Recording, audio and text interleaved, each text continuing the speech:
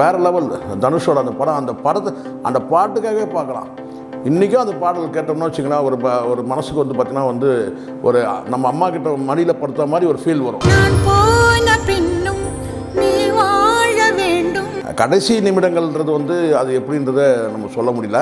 ஆனால் கிட்டத்தட்ட ஒரு 2 வருஷமாகவே அவங்க பழசெல்லாம் மறந்துட்டாங்க டோட்டலாக. அவங்க பாடல் கேட்டால் கூட அவங்களுக்கு இது நான் பாடின பாடலா அப்படின்ற மாதிரி தான் இருக்கும். பாடக்கூட தெரியாது. இதை பாடுங்கன்னு சொன்னால் அவங்களுக்கு பாட தெரியாது. 2022 கொரோனாவில் செத்து போயிட்டாங்க லதா மங்கேஷ்கர். அந்த அம்மா ஒரு ஃபேஸ்புக்லேயே சொல்லியிருந்தாங்க, எவ்வளோ புகழ்பெற்ற நான் ஒரு பாடகி, ஆனால் இன்றைக்கி என் பக்கத்தில் யாருமே இல்லை. இப்போ இந்த அம்மா 88 வயது, அதனால் பரவாயில்ல, அது செத்துது அப்படின்னு சொல்ல முடியாதுல்ல. எத்தனை வயது இந்த அம்மா இருந்தாங்கன்னா நான் சொல்கிறேன், இன்னும் கூட சவால் விட்டு சொல்கிறேன், இந்த அம்மாவுடைய குரல் அந்த மாதிரியான ஒரு என்ன சொல்ற ஒரு வகையான கீச்சு குரல். இந்த அம்மாவது ஒரு 80 வயதை கடந்த ஒரு மூதாட்டி ஒரு 25 வயசு பெண் சினிமாவில் பாடும்போது அவங்களுக்கு பாட்டை பாடுறாங்கன்னு சொன்னால் எப்படிப்பட்ட இதெல்லாம் இயற்கையாக இவங்களுக்கெல்லாம் வர மாதிரி. இதுதான் சார் சொல்கிறது. இப்போ பார்த்திங்கன்னா ஒரு ஊடகம் கூட பார்த்திங்கன்னா இப்போது மைசூரில் இறந்துட்டாங்க. இங்கேருந்து எத்தனை ஊடகம் போவாங்கன்னு நீங்கள் நினைக்கிறீங்க? சொல்லுங்கள் பார்க்கலாம். மகனுக்கு ஒன்றா அவங்களுடைய ஃபேமிலி, அவங்க பசங்க இருக்கலாம் சார், பேரன் பேத்தி இருக்கலாம். பட் அந்த அம்மாவுக்கு கணவர் இறந்த பிறகு மகனும் இறந்துருக்கிறார்.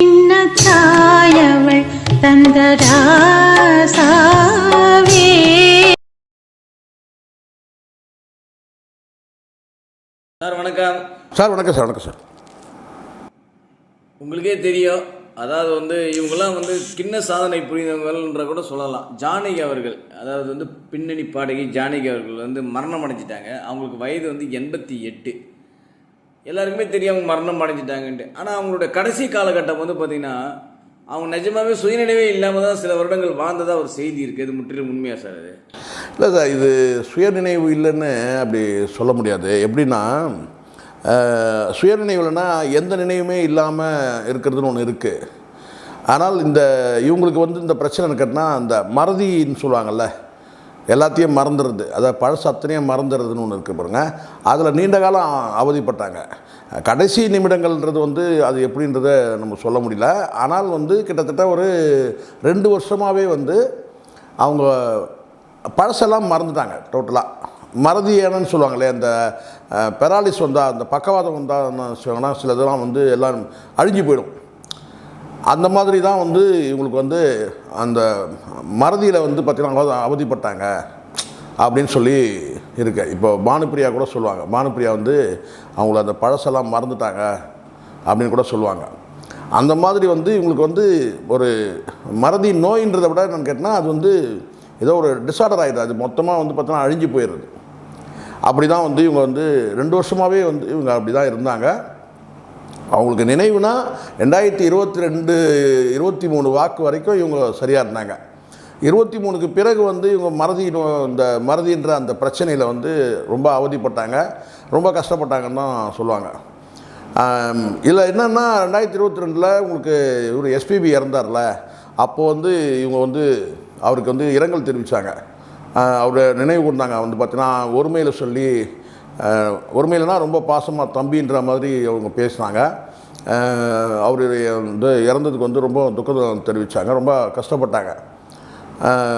அவரோட இவங்க பாடின அந்த விஷயங்கள்லாம் பகிர்ந்துக்கிட்டாங்க. இதெல்லாம் நிறைய இருக்குது. 2022 ரொம்ப தெளிவாக பேசினாங்க. 23 24க்கு கிட்ட தான் அந்த இடைப்பட்ட அந்த வருடங்களில் தான் அவங்களுக்கு மறதி மொத்தமே கடைசியாக பார்த்தீங்கன்னா அவங்களுடைய பாடல்கள் 40,000 பாடல்கள்னு வச்சுங்க. அவங்களுடைய பாடல்கள் அவங்க யாருன்றதையே மறந்துடுவாங்க. ஏன்னா எனக்கு தெரியும், இந்த மறதின்ற ஒன்று இருக்குல்ல, அதில் பார்த்தீங்கன்னா எங்கள் அம்மாவும் கஷ்டப்பட்டாங்க. அதாவது பக்கவாதம் அவங்களுடைய நினைவுகள் அத்தனையும் அழிஞ்சு போயிடுச்சு. அப்போ அவங்க யாருன்றது அவங்களுக்கே தெரியாது. ரொம்ப கொடுமையான விஷயம் சார் இது. அவங்க யாருன்றது அவங்களுக்கே தெரியாது. அப்போது அவங்கக்கிட்ட போய் நம்ம நினைவுபடுத்தணும், நாங்கள் யாருன்னு சொல்லிட்டு. அவங்க நினைவுபடுத்த முடியாத அளவுக்கு நம்மக்கிட்ட பேசுவாங்க. இப்போ என்னெல்லாம் எங்கள் அம்மா பார்த்தீங்கன்னா நான் போய் நினைவுபடுத்தும் போது, நீ யாருப்பா எனக்கு தெரியலப்பா, என்னப்பா திருப்பி திருப்பி சொல்கிற, நீ யாருன்னே எனக்கு தெரியலப்பா அப்படின்னு சொல்லிட்டு, என்னை மட்டும் கிடையாது, கூட பிறந்த அண்ணன் தம்பி கூட, அதாவது எல்லாரையுமே வந்து பார்த்திங்கன்னா மறந்து போயிட்டு நீங்கள் யாருன்னே எனக்கு தெரியலையேன்னு. அது ரொம்ப கொடுமையாக இருந்தது. அதெல்லாம் அனுபவிக்கவே கூடாது எனக்கு தெரிஞ்ச வரைக்கும் யாருமே. அது அவங்கள சார்ந்தவங்களும் அனுபவிக்கக்கூடாது. நான்லாம் வந்து பார்த்திங்கன்னா போராடினேன். நான் யாருன்றதை எங்கள் அம்மா கிட்ட சொல்கிறதுக்கு, நான் தான் உன் மகன்னு சொல்கிறதுக்கு நான் அவ்வளோ போராடினேன். ஆனால் முடியல. ஸோ அந்த மாதிரி ஒரு ரொம்ப கஷ்டமானது அது. இந்த மறந்து போகிறதுன்றது வந்து தான் யாருன்றது அவங்களே மறந்துடுவாங்க, அவங்க பேரை மறந்துடுவாங்க. ரொம்ப கொடுமையாக இருந்துச்சு சார். அது யாருமே அனுபவிக்கூடாது. அந்த அம்மா வந்து எனக்கு ரொம்ப ஆச்சரியம், அதிர்ச்சியாக இருந்தது. கேட்கும்போது ரொம்ப ஷாக்காக இருந்தது. எனக்கு ரொம்ப பர்சனலாக எனக்கு வந்து ரொம்ப ஷாக்காக இருந்தது. அது இப்போ என்னால் பேச முடியல, உண்மையிலே சொல்கிறேன். ஏன்னா அந்த மறதின்றது வந்து பார்த்தா ரொம்ப கொடுமையாக. நீங்கள் வேறு இப்போ நீங்கள் சொன்னீங்கல்ல, நினைவு எழுந்துட்டாங்க, கோமா ஸ்டேஜுக்கு போயிட்டாங்க, அது கூட வந்து பார்த்திங்கன்னா ஒரு வகையில் வந்து பெட்டர்னே சொல்லுவேன் நான். இந்த கோமா ஸ்டேஜுக்கு போயிட்டால் கூட பெட்டர். ஏன்னா எதுவுமே அவங்களுக்கு தெரியாது, எதுவுமே தெரியாது. ஒரு உணர்வற்ற நிலையில் படுத்திருப்பாங்க. கோமா ஸ்டேஜ்ன்றது அதுதான். ஆனால் இது அப்படி கிடையாது, செயல்படுவாங்க. ஆனால் அவங்க யாருன்றது அவங்களுக்கு தெரியாது. எங்கே இருக்கிறாங்க, இவங்களாம் யார், நம்மளை சுற்றி இருக்கவங்க யார், என்ன நடக்குது எதுவுமே தெரியாது. அவங்களே யாருன்னு தெரியாத போது, அவங்க பேரே தெரியாத போது, அது எவ்வளோ பெரிய கஷ்டம் பாருங்கள். அவங்க பாடல் கேட்டால் கூட அவங்களுக்கு வந்து இது நான் பாடின பாடலா அப்படின்ற மாதிரி தான் இருக்கும். பாடக்கூட தெரியாது. இதை பாடுங்கன்னு சொன்னால் அவங்களுக்கு பாட தெரியாது. அப்படி தான் இது வந்து ஒரு குறிப்பிட்ட ஒரு ஒரு சாப்பிட்ற பொருள் வச்சுக்கோன்னா, இது என்ன சாப்பாடுன்றது அவங்களுக்கு தெரியாது. சொல்லணும், இது என்ன சாப்பாடு தெரியுமா, இதுதான் வந்து இட்லி, இதான் தோசை, இதுதான் சாம்பார் அப்படின்ற மாதிரி சொல்ல. எல்லாமே ரொம்ப கஷ்டம். அதெல்லாம் ரொம்ப கொடுமை. அதெல்லாம் அனுபவிக்கிறது நாங்கள் அனுபவித்தோம். எங்கள் அம்மா வந்து பக்கத்தில் வச்சு ஒரு விஷயமும் வந்து பார்த்திங்கன்னா, இந்த சின்ன பிள்ளைகளுக்கு சொல்லிக் கொடுக்குறாங்க பார்த்தீங்களா, ஆனால் நான் அந்த மாதிரி ஆரம்பிக்கணும். ரொம்ப கஷ்டம் சார் அது. அதுவும் இவங்களாம் வயோதிகம் வந்து பார்த்திங்கன்னா கிட்டத்தட்ட ஒரு 85 வயசில், எங்கள் மதருக்கெலாம் வந்து 70 வயசு வந்துச்சு. இவங்களுக்கு 85 வயசில் அந்த மறதின்ற அந்த பிரச்சனை வந்திருக்கு அவங்களுக்கு. ரொம்ப கஷ்டம் அது. அவங்க கணவர் கூட வந்து 38 வருடம் கூட வாழ்ந்துருக்காங்க. அவங்க கணவரே அவங்க வந்து இவங்களுக்கு முன்னாடியே இறந்துட்டாங்க. அவர் வந்து 1997 இறந்துட்டு இருக்காரு. அதான் சார் அவங்க, அதாவது என்னென்னா ஒரு பார்த்துங்களேன், கிட்டத்தட்ட அவர் வந்து பொறுத்த வரைக்கும் நம்ம சொல்லலாம் என்னென்னு கேட்டிங்கன்னா வந்து ஒரு 65 வயசில் அவர் இறந்துருப்பார்னு வச்சுங்க. நம்ம சொல்லலாம் 65 வயசுன்றது ரொம்ப வயசு தானங்க அப்படி சொல்லலாம். எத்தனை வயது இருந்தாலும் வந்து பார்த்தீங்கன்னா, இப்போ இந்த அம்மா 88 வயது, அதனால் பரவாயில்ல அது செத்துது அப்படின்னு சொல்ல முடியாதுல்ல. எத்தனை வயது இந்த அம்மா இருந்தாங்கன்னா நான் சொல்கிறேன், இன்னும் கூட சவால் விட்டு சொல்கிறேன், இந்த அம்மாவுடைய குரல் வந்து அந்த மாதிரியான வந்து ஒரு என்ன சொல்ற ஒரு கையான கீச்சு குரல் இந்த அம்மாவுது. இந்த அம்மா வந்து ஒரு மழலை குரல் சார். அவங்களுக்கு இயற்கையே கொடுத்த வரம் அது. அந்த அம்மா மட்டும் இன்னொரு 10 வருஷம் இருந்தாங்கன்னா கூட பார்த்தீங்கன்னா அசைக்க முடியாது. இன்றைக்கி வர புதிய பாடகிகள் யாருமே அசைக்க முடியாது. ஏன்னா அந்த அளவுக்கு வந்து அவங்களுடைய குரல் இயற்கையாகவே அவங்களுக்கு வந்து பார்த்தோன்னா வர மாதிரி அந்த குரல்ன்றது. அது வந்து அதனால தான் அவங்களால வந்து சின்ன குழந்தைங்க மாதிரி இப்போ வந்து பாட முடியுது. அதே மாதிரி வந்து ஒரு ஆண் குரலில் மாற்றி பாடுவாங்களாம், அது பெரிய டேலண்ட்டு. ஆனால் வந்து சின்ன குழந்தைங்க பாடா, அது வந்து நீங்கள் ஜானகியை கூப்பிடுங்க அப்படின்ற அந்த அடிப்படையில் அவங்க நிறைய சின்ன குழந்தைகள் சில இடத்துல சொல்லுவாங்க, இந்த பேக் வாய்ஸ் கொடுத்தது யார் தெரியுமான்னு சொல்லிட்டு. நீங்கள் மௌன கீதங்கள் படம் பார்த்துருப்பீங்க. டேடி டேடி ஓ மை டேடின்னு சொல்லி ஒரு பாட்டு இருக்கும் மௌன கீதங்களில், பாக்கியராஜ். அந்த பாடல் வந்து பார்த்திங்கன்னா எப்பவும் கேட்கலாம், டேடி டேடி ஓ மை டேடின்னு சொல்லிட்டு. அற்புதமான பாடகி சார், பயங்கர லாஸ். இது என்னன்னு தெரியல, தமிழ் சினிமா வந்து இப்போது அது பாரதி ராஜாவாக இருக்கட்டும், பாக்கியராஜாக இருக்கட்டும், சரிங்களா, இது எல்லாம் தொடர்ச்சியாக வந்து பார்த்தீங்கன்னா நேற்றைய முந்தின வந்து செழியன் இறந்துட்டார், ஒளிப்பதிவாளர். இப்படி வந்து மிகப்பெரிய ஜாம்பவன்கள்லாம் தமிழ் சினிமாவில் வந்து அடுத்தடுத்து இறந்துட்டு இருக்கிறது ரொம்ப வருத்தமாக இருக்குது. இல்லை, இது இயற்கை மரணம்னு சொன்னால் கூட நம்ம ரொம்ப கஷ்டப்பட வந்தோம். ஏன்னா இந்த மாதிரியான மரணங்கள் வந்து நம்மளால் ஏற்றுக்கவே முடியாத ஒரு சூழல் தான். நீங்கள் என்ன தான் வயதுன்னு சொல்லுங்கள், வயது 30 தான் இறக்க தானங்க செய்யணும், அது எல்லாருக்கும் இயற்கை தானே, எல்லாருக்கும் நடக்கும் தானே சொல்லிட்டு. ஆனால் அது நம்ம வந்து அப்படி எடுத்துக்க முடியல. என்ன ஏன்னா 90 வயசில் வாழ்ந்தவங்களும் இருக்கிறாங்க, 100 வயசில் வாழ்ந்தவங்களும் இருக்கிறாங்க இல்லையா. அது என்னவோ தெரியல. அதுவும் குறிப்பாக அந்த பாடகிக்கு பார்த்தீங்கன்னா 2022 கொரோனாவில் செத்து போயிட்டாங்க லதா மங்கேஷ்கர். அந்த அம்மா வந்து ஒரு ஃபேஸ்புக்லேயே சொல்லியிருந்தாங்க, எவ்வளோ புகழ்பெற்ற நான் ஒரு பாடகி, ஆனால் இன்றைக்கி என் பக்கத்தில் யாருமே இல்லை அப்படின்னு சொன்னாங்க. கின்னஸ் ரெக்கார்ட்லாம் பண்ணவங்க தான் அவங்களும். அந்த படுக்கையில் படுத்துருக்கும் போது ஃபேஸ்புக்கில் இருந்தாங்க, என்னை சுற்றி எவ்வளோ பணியாட்கள் இருப்பாங்க, யாருமே இல்லை, நான் இன்றைக்கி அனாதையாக படுத்துருக்கிறேன் இந்த அப்படின்னு சொல்லிட்டு கூட அந்த அம்மா பதிவு பண்ணியிருந்தாங்க. அது காரணம்னா கோவிட் பீரியடில் அந்த அம்மா இருந்தாங்க, லதா மங்கேஷ்கர். அதேமாதிரி போன ஏப்ரல் மாதம் ஆஷா போஸ்லே அந்த அம்மா வந்து இறந்தாங்க. இவங்க எல்லாம் சொல்லலாம் சார், இவங்கெல்லாம் வந்து 75 வயதை கடந்தவங்க, 80 வயதை கடந்தவங்க அப்படின்னு சொல்லலாம். ஆனால் வந்து அதை வந்து நம்ம அப்படி எடுத்துக்க முடியல. வயது மூப்பில் இறந்துட்டாங்க, வேறு என்ன இதில் என்ன பெருசாக இருக்குது, என்றைக்கு இருந்தாலும் ஒரு நாள் மரணம்னு சொல்லிட்டு. ஆனால் அவங்க கிடையாது. இவங்கெல்லாம் வாழ்நாள் முழுவதும் பாடிக்கிட்டே இருந்தவங்க சார். இவ்வளோ வயதான பிறகு கூட பார்த்தீங்கன்னா ஒரு 80 வயது மூதாட்டி வந்து பார்த்தீங்கன்னா வந்து ஒரு 30 வயசு பொண்ணுக்கு குரல் கொடுக்குற பாடல் சாதனை. இது என்ன எப்படிப்பட்ட சாதனை இது? ஒரு 80 வயதை கடந்த ஒரு மூதாட்டி ஒரு 25 வயசு பெண் சினிமாவில் பாடும்போது அவங்களுக்கு பாட்டை பாடுறாங்கன்னு சொன்னால் எப்படிப்பட்ட இதெல்லாம் இயற்கையே வந்து இவங்களுக்கெல்லாம் வந்து வர மாதிரி. அது யாராக இருக்கட்டும், நீங்கள் இவங்க தொடர்ச்சியாக நான் சொல்கிறேனே, அது லதா மங்கேஷ்கர் இருக்கட்டும், ஆஷா போஸ்லேவாக இருக்கட்டும், இந்த அம்மாவாக இருக்கட்டும், சுசீலா அம்மாவாக இருக்கட்டும், சித்ராவாக இருக்கட்டும், இது மாதிரி அந்த பாடகிகள் அத்தனை பேருமே அந்த பாடல் கேட்கும்போது நிம்மதி இருக்கும். சில பாடல்கள்லாம் இவங்க பாடுற பாடலாம் வந்து கேட்டுனே உறங்கிடலாம் சார். விஐபி படத்தில் எக்ஸ்ட்ரானரி பேக்கெட் நீ போகும் முன்னே அப்படின்ற ஒரு பாடல் இருக்குது பாருங்கள், வேறு லெவல். தனுஷோட அந்த படத்தை அந்த பாட்டுக்காகவே பார்க்கலாம்.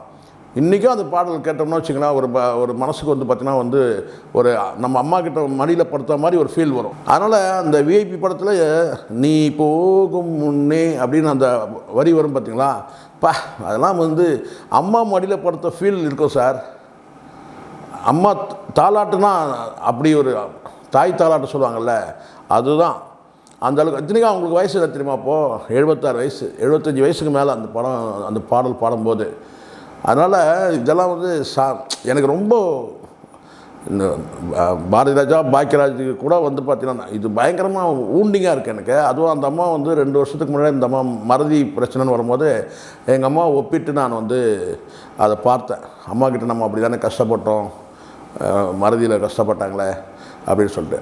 அதுதான் எனக்கு தோணுச்சு, அந்த அம்மாவுக்கு அதே தான் கஷ்டப்பட்டிருப்பாங்கன்னு சொல்லிட்டு. அதுலேருந்தே எனக்கு வந்து அந்த அம்மாவுடைய பாடல் இதெல்லாம் நான் சர்ச் பண்ணும்போது அந்த அம்மாவுடைய குரல், அந்த அம்மா செய்தி ஏதாவது வந்துன்னா நான் பார்த்துட்டே இருப்பேன் சார். எல்லாம் ஓகே தான் சார். இப்போ வந்து அவங்களோட மரணம் வந்து நம்ம தமிழ்நாட்டில் நடக்கலை, மைசூரில் தான் அவங்க மரணம் அடைஞ்சிருக்காங்க. ஒருவேளை இல்லை இங்கே தமிழ்நாட்டில் சென்னையில் நடந்திருந்தா உங்களுக்கே தெரியும், இந்த சில கதாநாயகிகள் வந்து முந்திரிக்கொட்டை மாதிரி பண்ணியிருப்பாங்க. அதுதான் இப்போது பார்த்தீங்கன்னா நீங்கள் சொல்கிறது ஒரு வகையில் அப்படி தான் எடுத்துக்கணும். இந்த நேரத்தில் இதை நம்ம பேசுகிறதுலாகனா ஒன்று, அதாவது இப்போ இவங்க சென்னையில் இருந்தாங்கன்னா கண்டிப்பாக நான் போவேன். சென்னையில் இருந்தாங்கன்னா நிச்சயமாக நான் போய் மரியாதை செஞ்சுருப்பேன். ஏன்னா எனக்கு பர்சனலாக வந்து அவங்க பாடல்கள் வந்து இன்றைக்கி எனக்கு தமிழ் சினிமாவில் பாடகிகளுடைய யாருடைய பாடல் உங்களுக்கு பிடிக்குன்னு சொல்லி எனக்கு கேட்டால் பட்டுன்னு நான் வந்து ஜானகின்ற அந்த வார்த்தையை தான் நான் சொல்வேன். இங்கே சென்னையில் இருந்தால் நிச்சயமாக நான் போயிருப்பேன், கண்டிப்பாக போயிருப்பேன். இதுதான் சார் சொல்கிறது.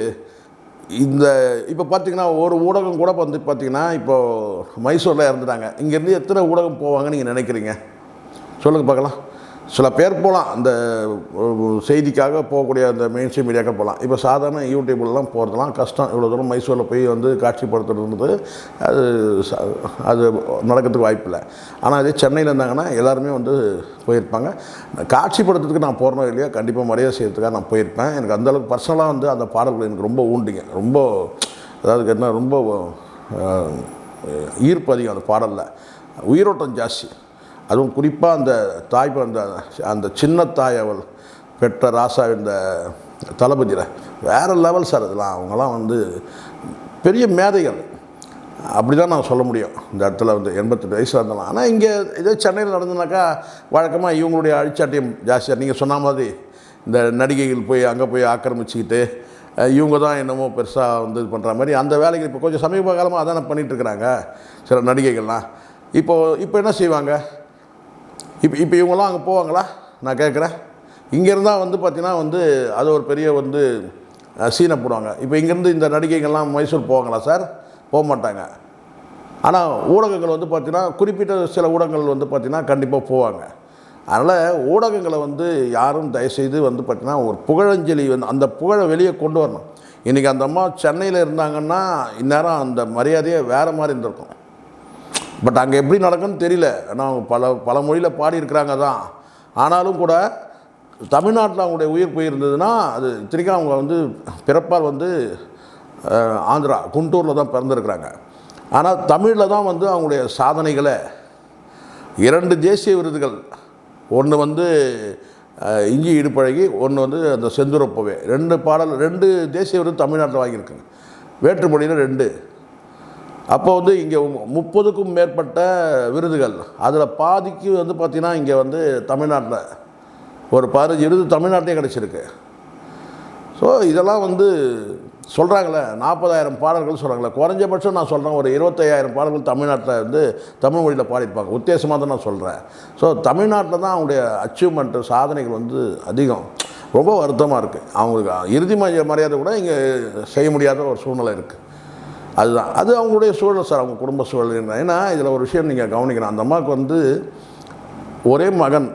அவங்களுக்கு வந்து பார்த்திங்கன்னா வந்து கணவர் இறந்த பிறகு அவங்க மகனும் இறந்துருக்குறாங்க.